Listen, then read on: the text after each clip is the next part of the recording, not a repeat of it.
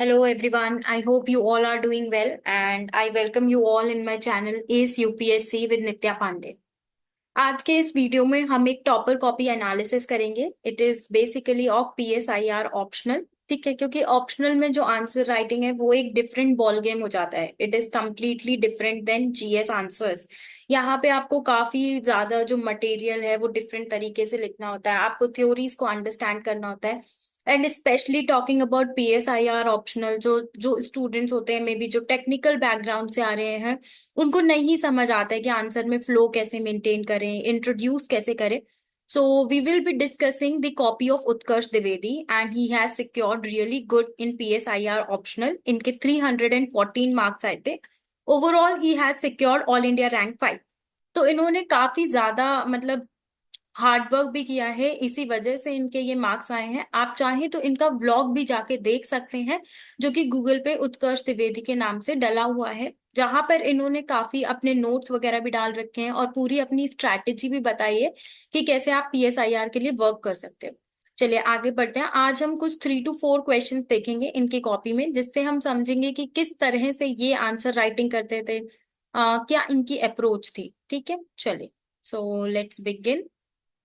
Yes, so first of all we will discuss about Gramsci's concept of hegemony.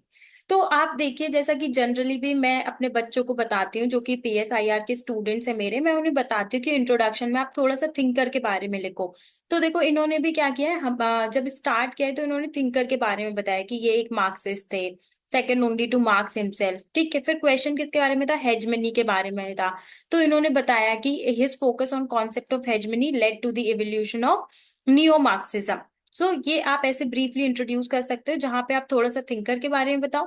10 marks का question है, इतना ज्यादा आप नहीं लिख सकते हो, तो उन्होंने हेजमनी के कॉन्सेप्ट को लिंक भी कर दिया। Then he has also talked about his major work, that is कि कहाँ पर इन्होंने ये कॉन्सेप्ट दिया है प्रेजेंट नोटबुक्स में। फिर अगर हम इसको पढ़ें पूरा, तो Gramsci was surprise as Marx prediction had failed. तो देखो ये क्वेश्चन में अपने आंसर में ना एक फ्लो मेंटेन करने की कोशिश कर रहे हैं कि ग्रामसी का जो हेजमनी का कॉन्सेप्ट आया, वो आया कैसे। क्योंकि सबसे बड़ी बात तो यही थी कि ग्रामसी सरप्राइज थे कि रिवोल्यूशन क्यों नहीं हो रहा है इटली में। So that is what is there.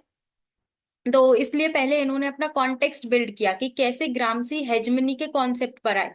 फिर ग्रामसी ने क्या बताया कि क्यों नहीं हो रहा है, इसके पीछे रीजन है हेजमनी। हेजमनी का मतलब क्या होता है, फिर इन्होंने बता दिया कि हेजमनी है। फिर इन्होंने हेजमनी का मीनिंग बताया, that is control over mind and thoughts. तो आपको देखना है कि देखो सबसे पहले तो इन्होंने एक चीज फॉलो की कि इंट्रो में ये ब्रीफली लिख रहे हैं अबाउट द थिंकर। ठीक है, उसके बाद ये एक कॉन्टेक्स्ट बिल्ड कर रहे हैं, जो भी कॉन्सेप्ट पूछा गया उसके अराउंड ये एक कॉन्टेक्स्ट बिल्ड कर रहे हैं कि किस उसमें ये टॉपिक पर आएंगे। ठीक है, उसके बाद एक और चीज क्या हो रही है, लिंकेज मेंटेन हो रहा है, हर लाइन के बाद उसका एक लॉजिकल सेंटेंस या स्टेटमेंट फॉलो कर रहा है। Control over mind and thoughts, he replace marks base and super structure model. फिर देखो ऐसा नहीं है कि ये जो डायग्राम्स वगैरह है ये आप सिर्फ GS पेपर में ही बना सकते हो, PSIR में भी बनाओ। इससे क्या होता है कि आपका आंसर बहुत ही इंटरेस्टिंग लगता है, इनोवेटिव लगता है। एग्जामिनर भी दिन भर कंटेंट पढ़ पढ़ के बोर हो गया है, कुछ ऐसा डायग्राम सा कुछ दिखता है उसको तो थोड़ा अच्छा सा लगता है उसको कॉपी भी देखने में। फिर इन्होंने बताया कि according to Gramsci, state does not rule only through coercion. अब क्योंकि इन्होंने बात की हेजमनी की, ठीक है, तो अब इन्हें बताना था कि हेजमनी और क्या होती है, तो इन्होंने बताया कि सिर्फ कोअर्शन नहीं होता, आइडियोलॉजी, हेजमनी। फिर कौन ओवरथ्रो कर सकता है, he says workers will not overthrow the state as they are under hegemony of the capitalist। अब ये पूरा hegemony का कॉन्सेप्ट बता रहे हैं कि क्यों रिवोल्यूशन नहीं आ रहा है, क्योंकि जो वर्कर्स हैं वो under the hegemony of the capitalist है। अब ये बता रहे हैं कि hegemony कहाँ से बिल्ड होती है, जैसे कि state institutions like church, media, schools, culture of obedience is espouse. He says state rules with manufacturing concept. अब आप देख रहे हो 10 मार्कर का क्वेश्चन है, लेकिन आई डोंट फाइंड कि इन्होंने कोई भी कीवर्ड मिस किया हो। इन्होंने प्रेजेंट नोटबुक्स के बारे में लिखा, इन्होंने इंस्टीट्यूशंस के बारे में लिखा, मैन्युफैक्चरिंग कॉन्सेप्ट के बारे में लिख रहे हैं। तो कम शब्दों में ये अपनी सारी बातें बोल जा रहे हैं। और यहाँ पर देखो जैसे इन्होंने लिखा कि मैन्युफैक्चरिंग कॉन्सेप्ट, उसके बाद फिर ये बता रहे हैं कि ये कॉन्सेप्ट कौन मैन्युफैक्चर करता है। सो दिस इज कि वन स्टेटमेंट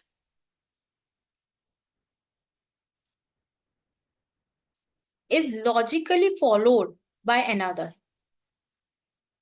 ये फ्लो आपके आंसर में हमेशा होना चाहिए, चाहे वो जीएस हो चाहे ऑप्शनल हो। हमेशा एक फ्लो मेंटेन होना चाहिए कि एक लाइन के बाद जो दूसरी लाइन आ रही है ना, वो समझ आनी चाहिए कि क्या बोलना चाह रहे हो, क्या बता रहे हो, पहले क्या बात कर रहे थे और अब क्या बात कर रहे हो, ऐसा नहीं लगना चाहिए। उसके बाद इन्होंने लास्ट में बता दिया है कि रिवोल्यूशन लाने के लिए फिर ग्रामसी ने अपनी एक अप्रोच बता दी, war of position and war of manoeuvre. Obviously इस आंसर में भी स्कोप ऑफ इम्प्रूवमेंट हो सकता है, बेनेडिक्टो क्रोशे के बारे में बता सकते हैं हम, यहाँ पे बिपिन चंद्रा को कोट कर सकते थे।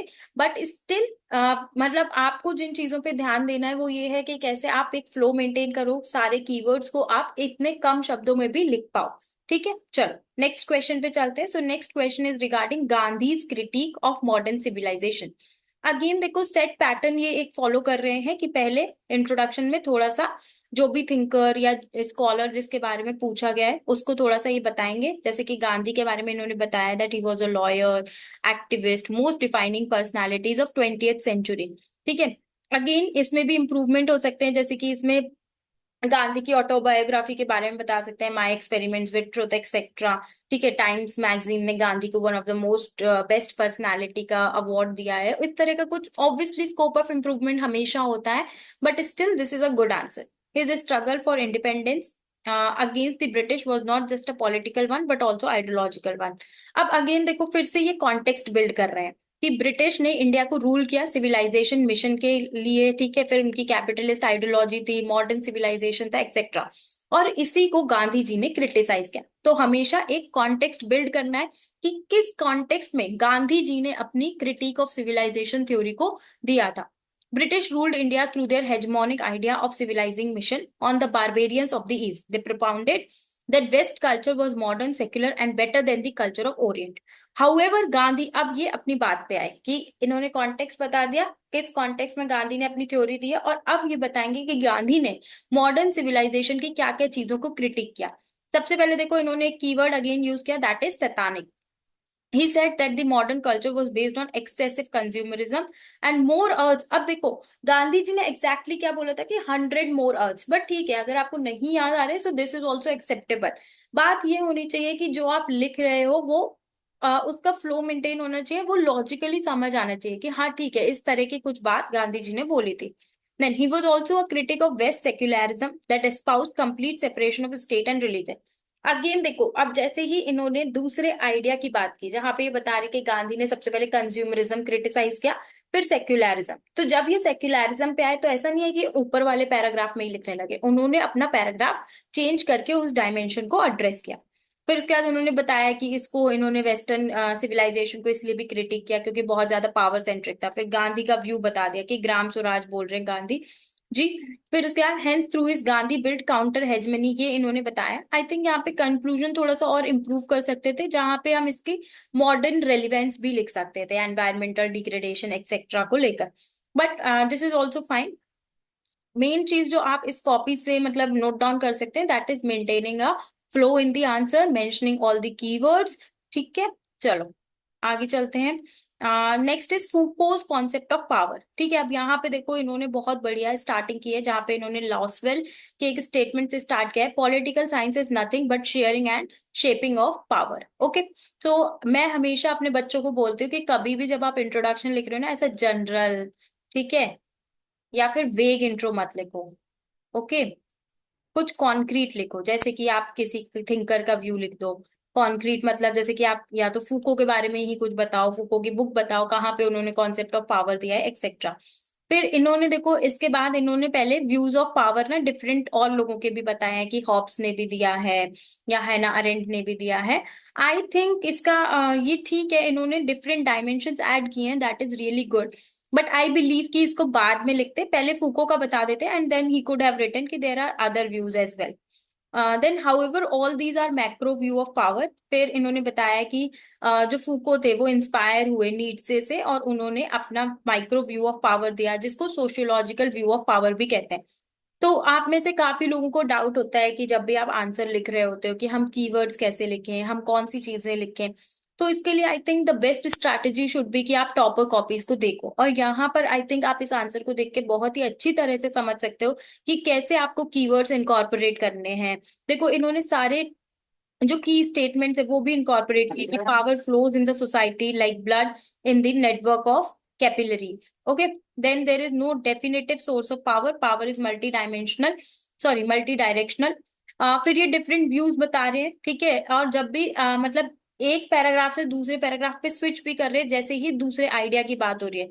जैसे कि ये यहाँ पे बता रहे हैं कि we just not are under power but we to exert power, ठीक है। तो अब यहाँ पे दूसरी बात एक थोड़ी सी हट के आई, तो इन्होंने अपना पैराग्राफ चेंज किया, फिर उन्होंने बताया कि डिस्कोर्सेस, ठीक है, ये वन ऑफ द कीवर्ड है, तो इसको इन्होंने यूज किया grounded mentality, thus he terms as knowledge power connection, ठीक है। फिर जो भी डिफरेंट डायमेंशंस ऑफ पावर जो भी फूको ने दिए हैं वो सभी इन्होंने अपने आंसर में इनकॉर्पोरेट किए हैं छोटे छोटे पैराग्राफ्स में। लास्ट में इन्होंने बताया he says surveillance by state and ideologies help in keeping the citizens obedient, this he terms as, अब देखो इन्होंने बायो पावर के बारे में भी बता दिया। And then in the last he has written about the significance, कि इनके एनालिसिस ऑफ पावर से हमें समझ आता है कि कैसे एक ग्रुप दूसरे ग्रुप पे पावर एक्सर्ट करता है। ओके, तो लास्ट में इन्होंने क्या लिख दिया है, रेलिवेंस या सिग्निफिकेंस, ठीक है।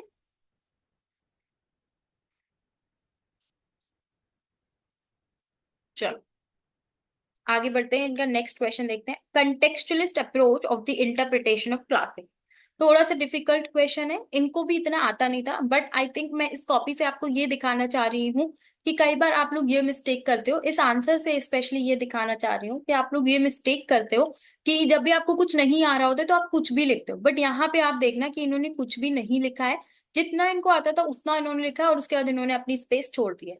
तो अगेन ये इनको ज्यादा आता नहीं था, तो पहले इन्होंने जनरल सा लिख दिया कि दो अप्रोच होती है जैसे कि टेक्सचुअल और कंटेक्चुअल, ये इंट्रो देख के ही समझ आ रहा है कि इनको ज्यादा इस पे आता नहीं था। फिर दो, textual approach does not recognize historical context in which the classic is written, contextual approach does. अब इसको देख के मुझे ज्यादा ये समझ आ रहा है कि इन्होंने टेक्सचुअल अप्रोच तो पढ़ी थी बट शायद इन्होंने कंटेक्चुअल अप्रोच नहीं पढ़ी, तो इन्होंने थोड़ा बहुत टेक्सचुअल अप्रोच के अराउंड लिखने की कोशिश की। फिर उन्होंने बताया कि जैसे कि मैकियावेलीज के थॉट्स क्रिटिसाइज होते हैं, narrowly dated, narrowly located by Sabine, but if we follow contextualist approach he wrote the Prince when Italy was under heavy corruption, his work holds much relevance. तो इनको थोड़ा बहुत ही कुछ आता था उतना इन्होंने लिख दिया, बाकी देखो उसके बाद इन्होंने ऐसा नहीं है कि कुछ भी लिख दिया, ठीक है। तो आई थिंक आपको भी मैं यही सजेशन दूंगी, अगर आपको कभी कोई आंसर नहीं आता है तो एग्जामिनर का मूड मत खराब कीजिए, ठीक है, उसको छोड़ दीजिए।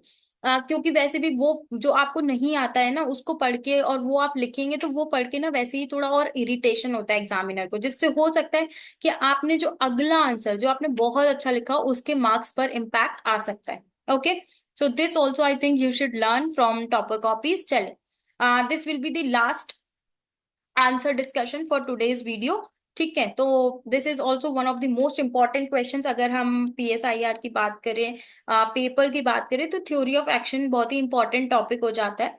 तो this is regarding Hannah Arendt's theory of action and its contemporary relevance. तो अगेन देखो सेट पैटर्न फॉलो कर रहे हैं, सबसे पहले जैसे ही मतलब क्वेश्चन में किसके बारे में, हैना अरेंड के बारे में, तो ये थोड़ा सा थिंकर के बारे में बता रहे हैं that Hannah Arendt enjoys the rare distinction being a philosopher in a male dominated discipline, उनकी अप्रोच के बारे में बता रहे हैं, ठीक है। फिर उनको थिंकिंग विदाउट बैरियर्स कहा जाता है, this is what he is telling. फिर उसके बाद इन्होंने थोड़ा सा और बताया कि हैना जो थी वो एक जर्मन जीव थी, और हिटलर के जो भी टोटलिटेरियन टेंडेंसीज थी वो उन्होंने अपनी बुक में बताया हुआ है। थोड़ा सा इन्होंने पहले टोटलिटेरियनिज्म के बारे में बताया, ये देखो ये इन्होंने क्यों बताया होगा, क्योंकि ये 20 मार्कर क्वेश्चन है जिसमें थ्योरी ऑफ एक्शन इटसेल्फ को आप इतना ज्यादा नहीं इलेबोरेट कर सकते हो, तो थोड़ा सा आप बैकग्राउंड दे दो, यही एक 20 मार्कर क्वेश्चन में आपका मतलब आइडिया रहना चाहिए। फिर उसके बाद इन्होंने बता दिया कि थ्योरी ऑफ एक्शन देखो कौन सी बुक में दी गई है, और देखो ये जनरल चीजें आपको पता होनी चाहिए, जैसे एक्शन को वीटा एक्टिवा एंड थिंकिंग को वीटा कंटेम्पलेटिवा ये बोला जाता है। फिर इन्होंने 3 काइंड्स ऑफ एक्शंस बताए, फिर इन्होंने उसको एक्सप्लेन कर दिया, साथ में कीवर्ड्स यूज कर रहे हैं जैसे कि एनिमल लेबोरान। ओके, फिर वर्क में ये बता रहे कि ऐसे इधर पे होमोफेबर है, फिर एक्शन में बता रहे कि ये पॉलिटिकल स्फेयर में जरूरी है, यहाँ पे मैनजून पॉलिटिकॉन हो जाता है। तो इन्होंने सारी जो भी आइडियाज हैं, आइडियाज के कीवर्ड्स हैं, सब इन्होंने कवर किए हुए हैं। Then Arendt says that action leads to freedom, that is capacity to do something and create a new democratic order, when man performs action, he experiences power. This can be realized only in the state of togetherness. तो देखो सारे statements एक के बाद एक बहुत ज्यादा linkage बिठा रहे हैं, जैसे कि एक्शन लीड्स टू फ्रीडम, फिर फ्रीडम का मतलब बता दिया, फिर जब मैन एक्शन परफॉर्म करता है तब उसके पास पावर होती है, इस पावर को किस लिए यूटिलाइज किया जाता है. So one statement is followed and there is a linkage between another statement. ये मुझे बहुत अच्छी चीज लग रही है इनकी कॉपी में, जो जनरली आपके आंसर्स में, जनरली बच्चों के आंसर्स में मिसिंग होते हैं. फिर क्योंकि उसमें पूछा गया था contemporary relevance, I think contemporary relevance ये आ, यहाँ पर लिखना.